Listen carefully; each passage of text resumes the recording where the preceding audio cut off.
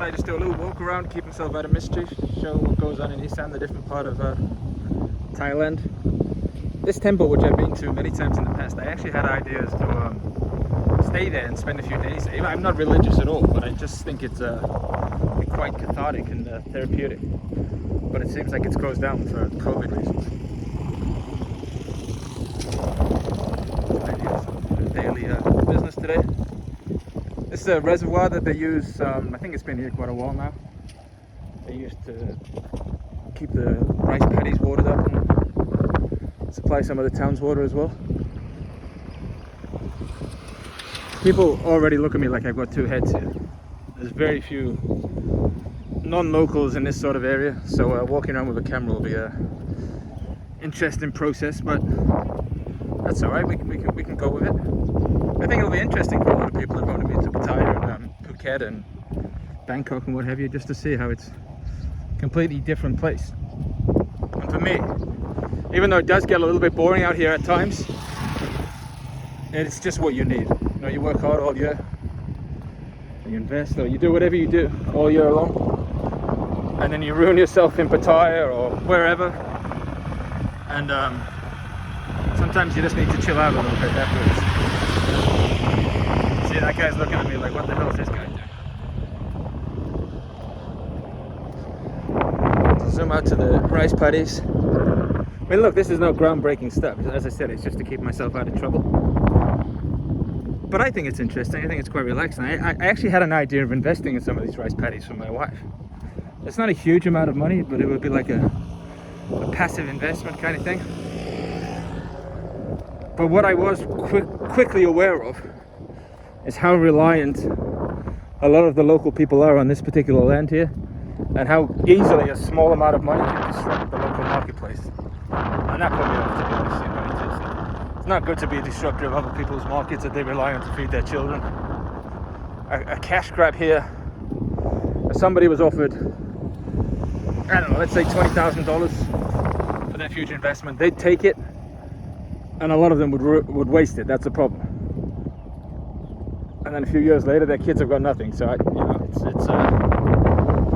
if you put morals before small amounts of money, it's probably best avoided, I think.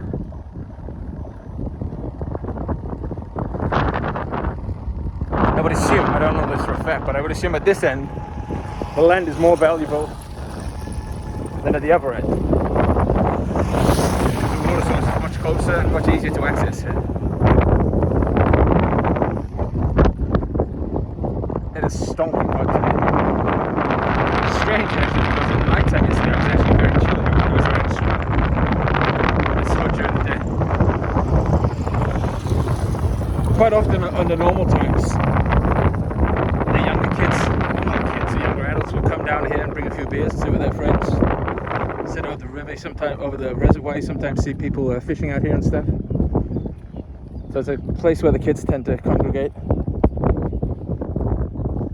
And I've said this previously about this place. A lot of them don't have a lot. I mean, look at these guys, how hard they're working. Do you want to work like that? But they genuinely have happiness, and maybe a sense of ignorance is bliss. But really, what does a widescreen TV bring to your life? What does the latest Nike trainers bring to your life? Nothing. It brings to us something somebody told us would bring to us. A marketing company told us, you need a new pair of Nikes, you need a Rolex watch. It doesn't really bring anything to you. It's just a nonsense, really. I bought a breakfast by the roadside today, and I gave the lady, it was 70 baht in total. The food was delicious, and that was including a drink. And I gave the lady a 30 baht tip. Now 30 baht is what? It's less than a pound in the UK. It's not a lot of money. And she was so happy. I mean, it was like I'd given her £100. If you give a girl in a bar in Pattaya a 30 baht tip, she'd probably look at you like you were a Falanki Nug, you're a real cheap guy, you know. So everything's relative. I've got my beat up old sandals on, so I apologize if the noise is a bit annoying, but there's not an awful lot I can do about that.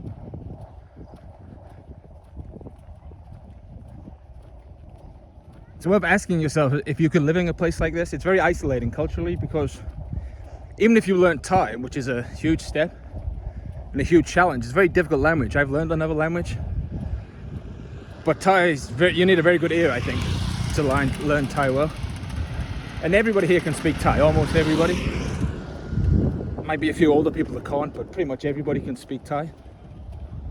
But they don't communicate in Thai as their first language. So if you were at a social gathering, they'd all be speaking in Isan Lao. Of course you can talk to them, but you'd still miss out on a lot. Nice place by the riverside there. It's quite an interesting thing, the conflict of, or the contrast. You'll pass by something that to us looks little more than a shack. And then 2 houses along, it's something's like a borderline mansion. But they live side by side, and they don't think they're better than the other person. They all seem to find a way to live in harmony. I'm sure there's feuds, I'm sure there's issues and all those kind of things, but these people's families have lived alongside each other mostly for hundreds of years. And they seem to find a way. I think for the most part they're a peaceful bunch of people. I've seen a few incidents when they've had a few drinks, but for the most part they're good people, I think. So I saw them working on this yesterday on the channel off the reservoir, and it was blocked a little bit further on. And when I was up the top end earlier, it was extremely dry, the rice paddies. So I mean, you're always relying on other people's endeavors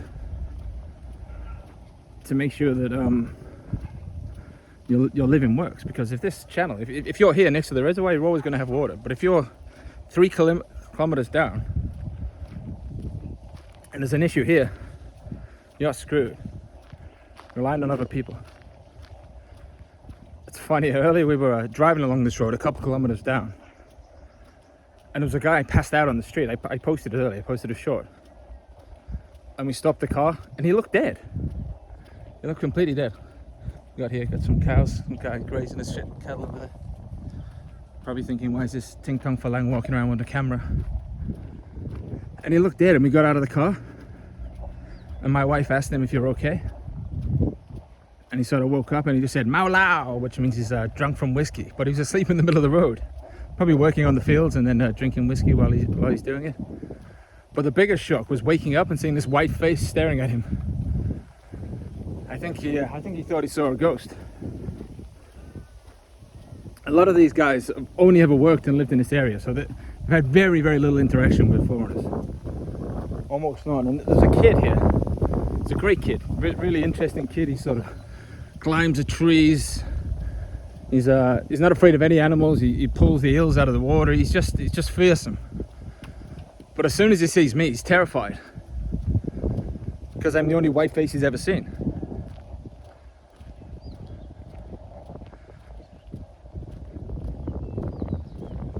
Yeah, it looks like they're still okay for water here, but I don't know enough about rice farming, but I guess they have to sort of flood it, let the rice grow, take out the crop, and then probably have to dry it, let the nutrients go back into a little while. I know in the West they would rotate the crops, because a certain grain might need a certain nutrient, takes it out. The next year you use another grain that needs a different nutrient, and you can keep rotating. But that's probably not, probably haven't reached that here, or they're probably limited on what they can and can't grow. I think if I head down here, it's sort of quite repetitious. Although amazingly to me, I saw a beautiful resort that's been built up here. And it's sort of like the cottage industry that I'd love to build up here and have a little income for my wife's family. But I don't know how it would work. I don't know who would stay here. As a general rule, when we stay here, I mean, my wife's just built a home, which I'll probably show later. But they're hugely insulted if you stay at a homestay. You have to stay at the family home, otherwise it's considered quite insulting. There's a nice little cafe. I might get a drink actually here. Didn't exist last time I was here, a couple of years ago before COVID. So I might have a pit stop and get a drink. Hope that was interesting to some people, seeing a different part of Thailand. This is up in Isan. 8-9 hours drive from Bangkok. And I'll show a bit more of it. Some people are interested and some people are not. There's no dancing girls or anything like that. But it's a good place to have a relaxing get away from it all. Cheers, have a good day everybody.